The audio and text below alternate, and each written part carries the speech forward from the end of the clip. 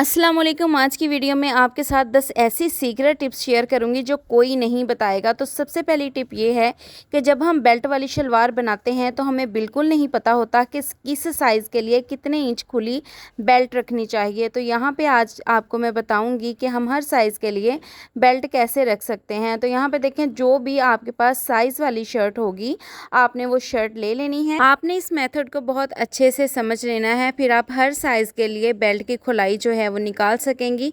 तो यहाँ पे जो भी आपके पास साइज़ वाली शर्ट हो उसका जो हिप साइज़ होता है, जहाँ से हमारी फिटिंग की सिलाई एंड हो रही होती है और चौक स्टार्ट हो रहे होते हैं, वहाँ से हमने साइज़ लेना है। तो जितना भी आपका साइज़ आएगा उससे आपने 5 इंच एक्स्ट्रा रखना है, मतलब 5 इंच आपने ज़्यादा करके खुलाई लेनी है। तो खुलाई लेने का तरीका तो आप समझ गई होंगी। अब बेल्ट की जो लंबाई रखनी है वो आपने 9 इंच रखनी है। 2 इंच नेफे की फोल्डिंग में चला जाएगा और आधा इंच जब बेल्ट को सिलाई करेंगे तो उसमें चला जाएगा। टिप नंबर 2 ऐसी सीक्रेट है कि बहुत से लोगों को ये पता ही नहीं है कि ये जो सुराख होता है मशीन के ऊपर बना हुआ, ये किस काम आता है। अक्सर लोग यहाँ पे ऑयलिंग कर देते हैं, तो ये ऑयलिंग करने के काम बिल्कुल नहीं आता। ये बैक साइड पे जो बड़ी सी एक प्लेट लगी होती है उसे हम खोलेंगे। तो इसको खोलने के बाद ये देखें, व्हील को थोड़ा सा घुमा के आप देखिएगा तो यहाँ पे आपको एक स्क्रू नज़र आएगा, एक पेच लगा हुआ नज़र आएगा। ठीक है, तो ये पेच किस लिए होता है? अक्सर हमारी मशीन बहुत ज़्यादा आवाज़ कर रही होती है, यहाँ वीडियो पे फोकस कीजिएगा, ये पेच जो है वो ढीला हो जाता है। तो आपने क्या करना है, ये जो बड़ा वाला होल होता है ना, उसमें से आपने स्क्रू ड्राइवर को इस तरह से गुजारना है व्हील को घुमाते हुए और इसको एडजस्ट करना है इस स्क्रू के ऊपर। फिर इसको आपने टाइट कर देना है। तो इससे क्या होगा, हमारी मशीन की जो खड़खड़ हो रही होती है, आवाज़ आ रही होती है, वो बिल्कुल ख़त्म हो जाएगी। तो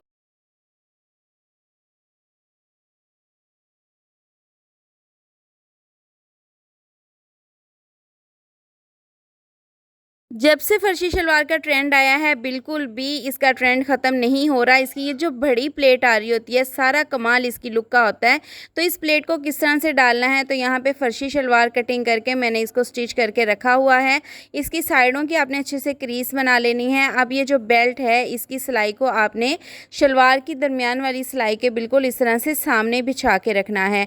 अब हमने क्या करना है, ये जो साइडें हैं यहाँ पे आपने हल्का हल्का सा कट लगाना है। अब प्लेट कितने इंच पे डालना है, यहाँ पे देखें 6 इंच पे आपने एक निशान लगाना है। मैं बहुत क्लियरली आपको समझाने की कोशिश करूँगी। यहाँ से मैं वीडियो को बिल्कुल भी फास्ट नहीं करूँगी, आप भी काइंडली स्किप करके मत देखिएगा। दूसरी तरफ से भी हमने यहाँ पे देखें 6 इंच के ऊपर निशान लगा लिया है। अब यहाँ पे देखें, यहाँ अंदर वाली साइड पे मैं एक फिंगर रख के तो इस कपड़े को ऊपर की तरफ उठाऊंगी। अब ये जो कोना है इसको हम पलट के, ये जो यहाँ पे देखें ये 6 इंचेस वाला ये जो निशान है इसके ऊपर रखेंगे। नीचे वाला फैब्रिक जो है वो हमने नहीं लेना, ऊपर की लेयर मैंने उठाई हुई है, वीडियो पे फोकस कीजिएगा। एक तरफ हमने इस तरह से देखें निशान लगा लिया है, सेम इसी तरह से हम दूसरी तरफ भी निशान लगा लेंगे। मैंने यहाँ पे शलवार की उल्टी साइड ऊपर की तरफ रखी हुई है, लेकिन आपने जब इस तरह से प्लेट्स डालने हैं तो आपने शलवार की सीधी साइड ऊपर की तरफ रखनी है।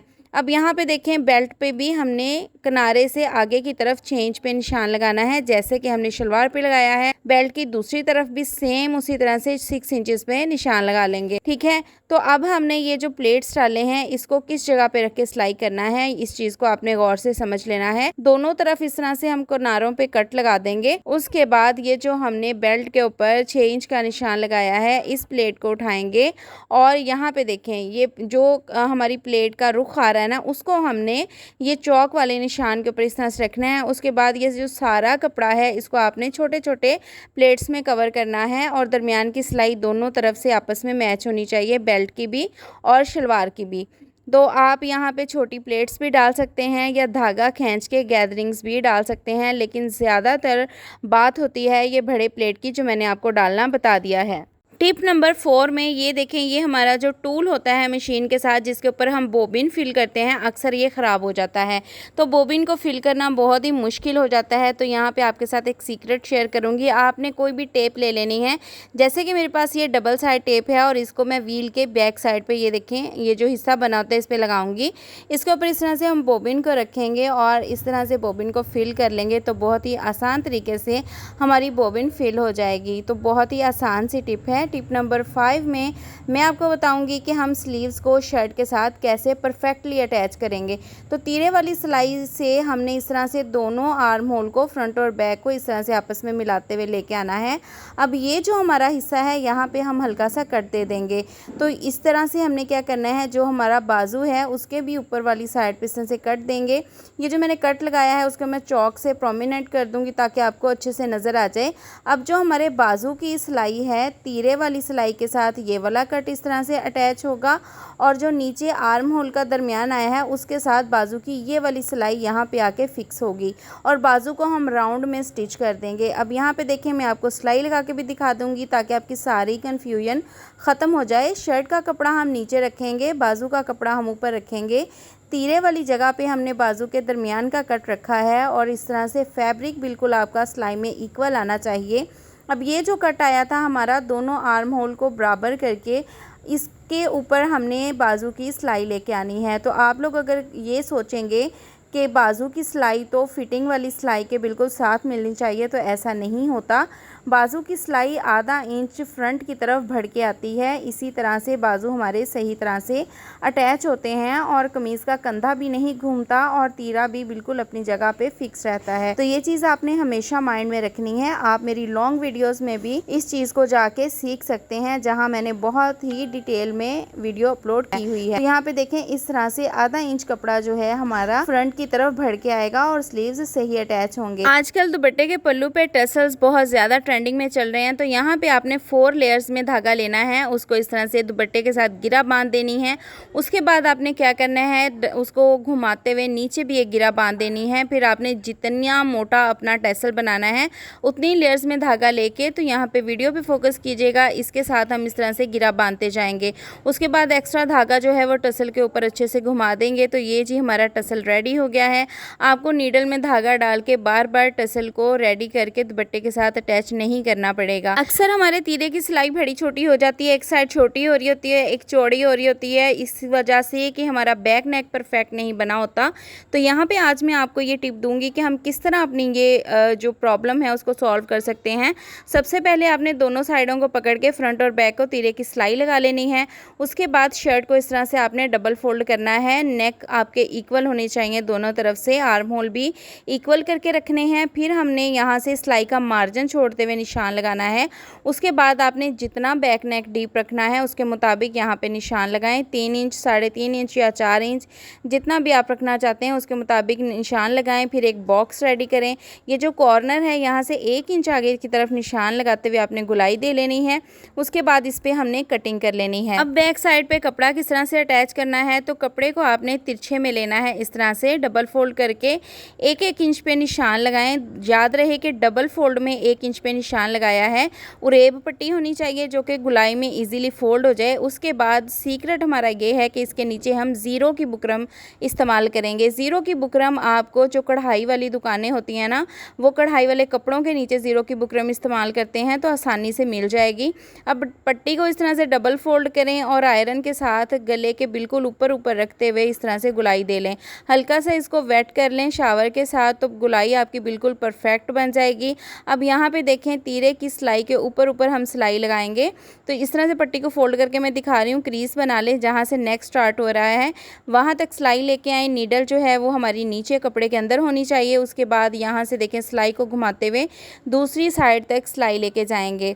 जब हम दूसरी साइड तक सिलाई लेके जाएंगे तो यहाँ पे भी आपने इस तरह से निशान लगा लेना है ताकि हमारी सिलाई जो है वो गले के ऊपर ना आए।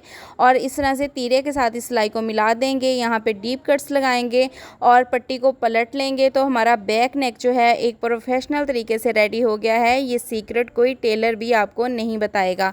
तो आपने मुझे कमेंट सेक्शन में लाजमी बताना है कि ये टिप आपको कैसी लगी। दोनों तीरे ये देखें इक्वल आ रहे हैं, कभी भी तीरे की सिलाई बड़ी छोटी नहीं होगी। अक्सर बच्चों या बड़ों के कपड़ों पे हमें हुक्स अटैच करनी पड़ती हैं, जो हम एक रॉन्ग तरीके से अटैच करते हैं। किसी भी मोटी सुई से या सेफ्टी पिन से आपने कपड़े में सुराख करना है और इस तरह से हुक को घुमाते हुए फिक्स कर दें। आपको टांके भी नहीं लगाने पड़ेंगे। अगर आप सिलाई का काम करते हैं तो आपको सुई के नंबरों का भी पता होना चाहिए और ये भी पता होना चाहिए कि कौन सी सुई किस मकसद के लिए काम आती है, किस कपड़े को सिलाई करने के काम आती है। तो सबसे पहले है 11 नंबर की सुई। 11 नंबर सुई नायलॉन, जर्सी, टी शर्ट्स और वेलवेट वगैरह पर सिलाई लगाने के काम आती है। और जो 14 नंबर सुई है, 14 नंबर सुई साटन या शिफॉन के कपड़े पर सिलाई लगाने के काम आती है। और 16 नंबर सुई जो रेगुलर कपड़े हम पहनते हैं जैसे कि बारीक लॉन के कपड़े, कॉटन के कपड़े, उन पे काम आती है। और 18 नंबर सुई थोड़े से मोटे कपड़े पे काम आती है जैसे खाड़ी का कपड़ा हो गया। और जो 21 नंबर सुई है ये बहुत मोटा कपड़ा स्टिच करने के काम आती है जैसे कि जीन्स का कपड़ा, उसको हम सिलाई कर सकते हैं। अब है हमारी लास्ट टिप। अगर आप फ्रंट प्लेन और बैक इलास्टिक वाला ट्राउज़र स्टिच करना चाहते हैं तो आपकी बेल्ट बिल्कुल भी अच्छी नहीं बनती। तो आपने क्या करना है, सबसे पहले बुकरम को अपने साइज़ के इलास्टिक के साथ स्टिच कर लेना है।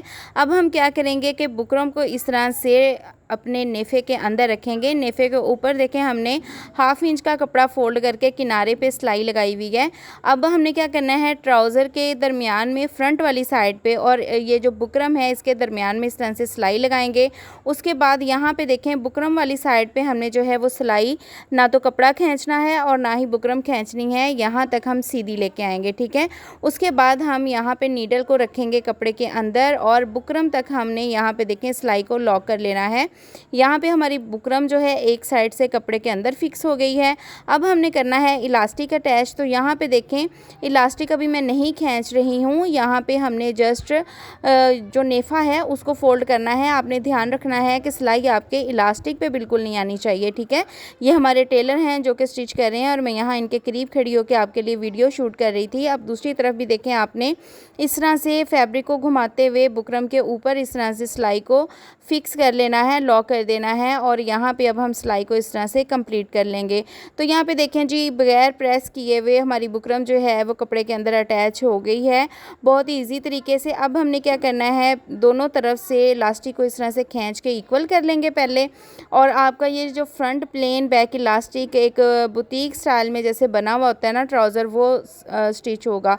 अब हमने क्या करना है, यहाँ पे देखें बुकरम के दरमियान में सिलाई लगाते हुए आना है और यहाँ से अब इलास्टिक को खींचेंगे। ये देखें दरमियान वाली साइड से इस तरह से इलास्टिक को खींचते हुए तो सिलाई लगा लेंगे ताकि हमारी जो ये चुनट्स है ना वो इसके अंदर फिक्स हो जाए और इलास्टिक घूमे ना। तो ये थी आज की हमारी टिप्स। आई होप कि आपको टिप्स अच्छी लगी होंगी। कमेंट सेक्शन में आपने मुझे लाजमी बताना है कि आज की वीडियो कैसी लगी, आपके लिए कितनी हेल्पफुल रही। और मेरे चैनल पे भी लाजमी विजिट करना है, आपको स्टिचिंग की सारी क्लासेस मिल जाएंगी। और आप मुझे किस सिटी से देख रहे हैं और नेक्स्ट वीडियो किस टॉपिक पे देखना चाहते हैं ये भी आपने लाजमी बताना है। तो ये देखें जी, प्रेस करने के बाद ट्राउज़र की फाइनल लुक। मिलते हैं नेक्स्ट वीडियो में। अल्लाह हाफिज़।